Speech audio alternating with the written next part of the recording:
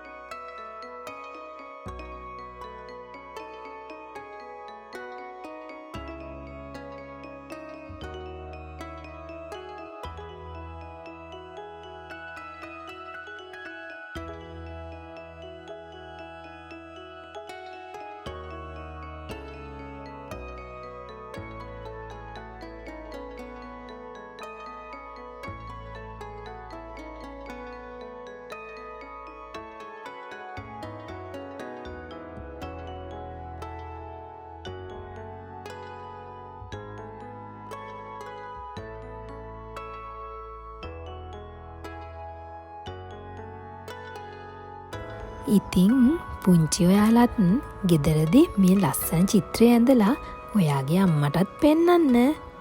ගිහින් එන්නම්. සුබ දවසක්.